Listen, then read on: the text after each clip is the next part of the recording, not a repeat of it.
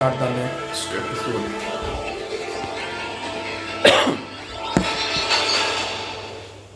आदित्य ने जब मृणाली के मुंह से ये बात सुनी थी कि वो अपनी जॉब के लिए चिंता कर रही है तो उसे थोड़ा अच्छा लग रहा था।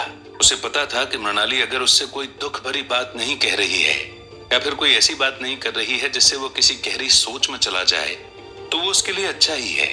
मृणाली भी इस बात को कहीं न कहीं समझ गई थी कि आदित्य भी इस बारे में बात नहीं करना चाहता, इसलिए वो दोनों बस थोड़ी देर वहीं पर खड़े रहे और उस बाउंड्री वॉल को घूरते रहे। उसके बाद वो दोनों अलग हुए और आसपास लॉन में घूमने लगे। आदित्य और मृणाली वहां पर घूमते हुए बस उन सारी चीजों को एंजॉय कर रहे थे और मृणाली उसे बता रही थी कि वो कहां पर कौन सा पेड़ लगाएगी। उसने सोच लिया था कि वो रोज बड में सिर्फ रोज नहीं लगाना चाहती बल्कि मैरीगोल्ड, लेवेंडर, ट्यूलिप और उसके साथ साथ लिली के फूल लगाने की बात भी कह रही थी। आदित्य बस उसकी बातें सुन रहा था और उसे बहुत ही अच्छा लग रहा था। वो बहुत दिनों बाद उसकी बातों में ही खोता चला जा रहा था।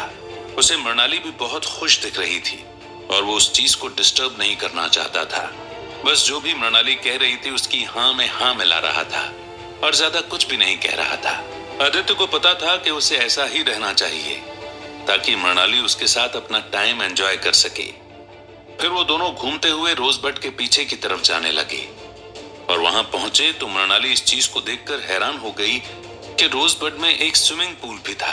वो बहुत बड़ा था जिसमें आराम से एक साथ 100 लोग एंजॉय कर सकते थे। आदित्य को ये बात शायद पहले से पता थी, इसलिए वो ज्यादा हैरान नहीं हुआ, लेकिन मृणाली का रिएक्शन देखकर उसे हंसी बहुत आई। वो उस चीज के लिए ऐसे रिएक्ट कर रही थी जैसे उसने कभी स्विमिंग पूल को देखा ही नहीं था।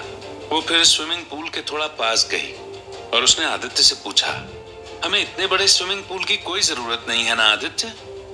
मृणाली अभी भी स्विमिंग पूल की तरफ देख रही थी और तब आदित्य को समझ नहीं आया कि वो ऐसी बात क्यों कह रही है। और तब उसने उससे पूछा, और तुम्हें ऐसा क्यों लगता है?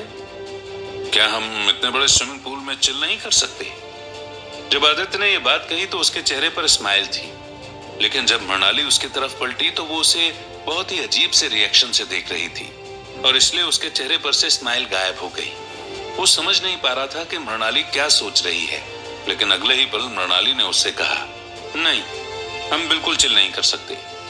अगर तुम्हें चिल करने की जरूरत है तो तुम उसको आधा करवा दो, लेकिन मुझे इसका एक पार्ट चाहिए।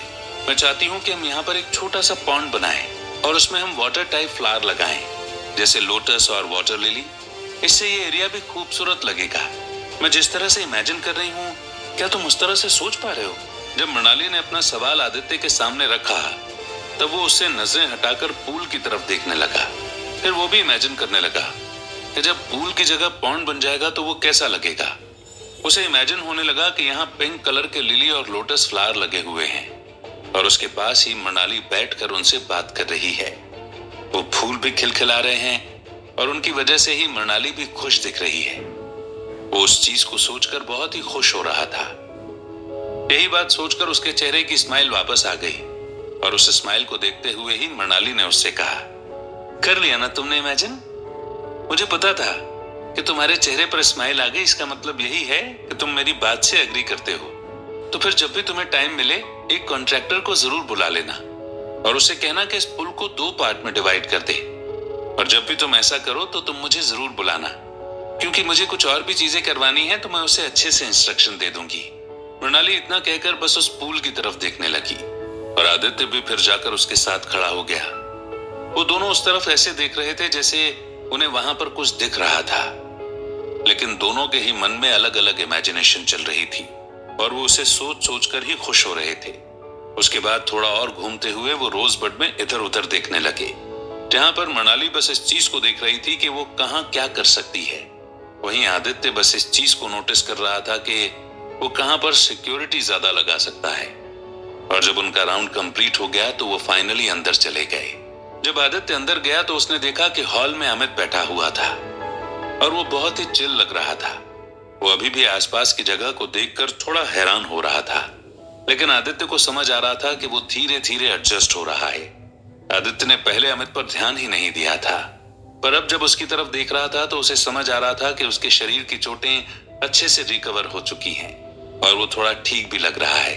तब उसे अपने चेस्ट के कट का भी थोड़ा ख्याल आया और उसने वहां पर हाथ लगाकर टच किया तो पता चला कि वहां पर घाव पूरी तरह से भर चुका है और उसे अच्छा फील हो रहा था। वो दोनों फिर चलते हुए हॉल में आ गए और मृणाली बिना रुके अंदर चली गई। आदित्य को पता ही नहीं चला, लेकिन दिन के 3 बज गए थे और वो टाइम पर फोकस नहीं कर रहा था। उसके हिसाब से जिंदगी आसान हो गई थी और वो बस अपनी इस जिंदगी के सारे पल आराम से जीना चाहता था। इसलिए वो बस हॉल में अमित के साथ बैठ गया और उससे बात करता रहा। अमित उसे बता रहा था कि वो किस तरह से यहाँ पर सेटल होकर खुश है और किस तरह से जब वो कंपनी में काम करता था तो यहाँ के सपने देखता था, लेकिन कभी यहाँ आ नहीं पाया था। और 1-2 बार ट्विंकल ने भी उससे यहाँ पर आने को बोला था, पर वो दोनों ऐसा पॉसिबल नहीं कर पाए। तब आदित्य को एक बार फिर से ट्विंकल और अनामिका की याद आने लगी, लेकिन फिर उसने सोचा कि आखिरकार उसने उन सब लोगों से बदला ले लिया है जो भी ट्विंकल की मौत का कारण थे, और उसे पता था कि वो जीत गया है, पर वो बस उस बारे में बात नहीं करना चाहता था। और उसने नोटिस किया कि अमित ने भी जल्दी से ट्विंकल की बात को उन दोनों के बीच में से हटा दिया और फिर वो दूसरे टॉपिक के ऊपर बातें करने लगा, जहां पर अमित वजीर के बारे में पूछ रहा था और उस बारे में पूछ रहा था कि किस तरह से आदित्य ने चीजें हैंडल करी या फिर सुशील की मौत किस तरह हो गई। आदित्य ने जैसे जैसे उसे सारे इवेंट के बारे में बताया, वैसे वैसे अमित बहुत हैरान हो रहा था। एक बार को तो उसने आदित्य को बोला भी था कि उसे उस चीज को देखने की इच्छा हो रही थी। वो बिल्कुल उसे एक मूवी सीन जैसा लग रहा था और वो दोनों बस वैसे ही बातें करते रहे। आदित्य को पता ही नहीं चला कि कब उन दोनों को बात करते हुए 5 बज गए और उसे फिर महसूस होने लगा कि रोजबड के अंदर आ रही रोशनी धीरे धीरे कम हो रही थी, क्योंकि बाहर सूरज ढलने को था। लेकिन फिर भी वो लाइट जब अंदर आकर टकरा रही थी तब वो गोल्डन तरीके से अभी भी चमक रहा था और आदित्य को वो देखकर अच्छा लग रहा था। उसे पता था कि उसे यहाँ पर चीजें मैनेज करने में थोड़ी सी प्रॉब्लम तो आएगी, लेकिन फिर भी वो एडजस्ट कर लेगा।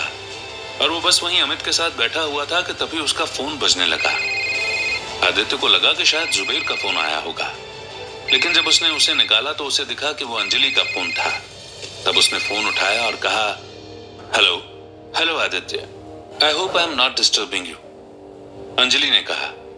आदित्य को उसकी आवाज अभी भी वैसे ही लग रही थी जैसे उसने सुनी थी और उसे पता था कि वो बहुत ही रिलैक्स होकर ये बात कह रही है, लेकिन वो डिस्टर्ब नहीं हो रहा था, इसलिए उसने उससे कहा, no Anjali, nothing like that. Okay, first of all Aditya, I am so sorry for your loss. परसों जब तुम हमारे सामने से निकले थे तब मुझे नहीं लगा था कि तुम्हारे पापा और दादाजी की मौत हो जाएगी, लेकिन जो भी हुआ उसके लिए sorry and you have my condolences with you. मैं तुम्हें ज्यादा डिस्टर्ब नहीं करूंगी, लेकिन मैंने बस इस चीज के लिए फोन लगाया था ताकि मैं तुमसे पूछ सकूं कि तुम रोजबड में आराम से तो रह पा रहे हो ना, या फिर तुम्हें अगर कोई प्रॉब्लम है। अगर ऐसा है तो तुम मुझे इन्फॉर्म कर दो, मैं वहां पर मेरे सेक्रेटरी से बात कर लूंगी और सारी चीजें समझ लूंगी। अगर तुम्हें कहीं पर भी कोई भी दिक्कत आ रही हो तो तुम मुझे बता दो, हिचकिचाओ मत, अंजलि ने कहा। जब आदित्य ने उसकी बात सुनी तब वो सोचने लगा कि इतने अच्छे लोग भी होते हैं, लेकिन शायद वो अच्छे लोगों से बहुत ही कम मिला है। ऐसे टाइम पर जब आदित्य ने उसका चार्टर्ड प्लेन यूज कर लिया और वो इधर उधर घूम भी लिया, तब भी अंजलि बस इस चीज के लिए परवाह कर रही है कि वो रोजबड में आराम से रह पा रहा है या नहीं। ये चीज सोचकर उसे बहुत ही अच्छा लगने लगा कि आखिरकार उसने अपनी नई जिंदगी में अच्छे लोगों को ढूंढना शुरू कर दिया है जो उसकी परवाह करते हैं। यही बात सोचकर उसने उससे कहा, नहीं नहीं अंजलि, कोई प्रॉब्लम नहीं है, हम लोग धीरे धीरे यहाँ पर सेटल हो रहे हैं और यहाँ की चीजों को समझने की कोशिश कर रहे हैं। तुम्हारे सेक्रेटरी ने मुझे आज ही सुबह सारी चीजों का टूर दे दिया था कि कहाँ पर क्या है और मैं उसे अच्छे से समझ गया था। हमने हमारे रूम भी डिसाइड कर लिए हैं और हम चीजों को समझने की कोशिश भी कर रहे हैं। बस एक चीज अगर तुम करवा सको तो मेरी बहुत हेल्प हो जाएगी। हाँ बताओ आदित्य, अंजलि ने पूछा। तब भी आदित्य को उसकी आवाज में कंसर्न ही समझ आ रहा था और उसने उससे कहा, दरअसल बात यह है अंजलि कि मैं अभी मृणाली के साथ घूम रहा था और हमने पीछे बना हुआ स्विमिंग पूल देखा, जिसे देखकर मृणाली बहुत एक्साइटेड हो गई और उसका कहना है कि उसे हमें थोड़ा छोटा करवाकर एक पाउंड बनवा लेना चाहिए।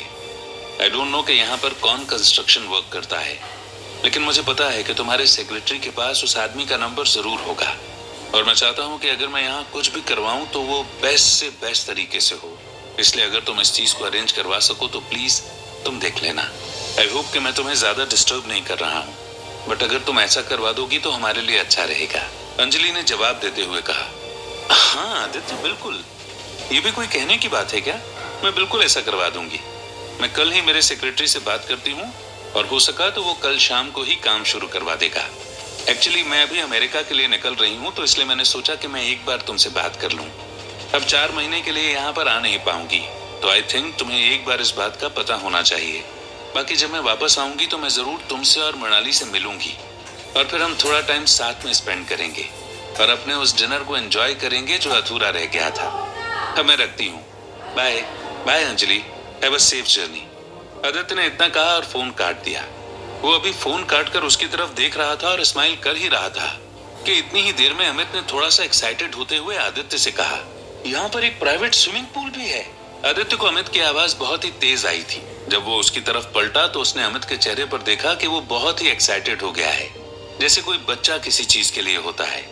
लेकिन आदित्य को पता था कि वो एक्साइटमेंट ज्यादा देर टिक नहीं पाएगी, क्योंकि जिस स्विमिंग पूल के लिए अमित एक्साइटेड हो रहा है वो छोटा होकर वाटर लिली का घर बनने वाला है।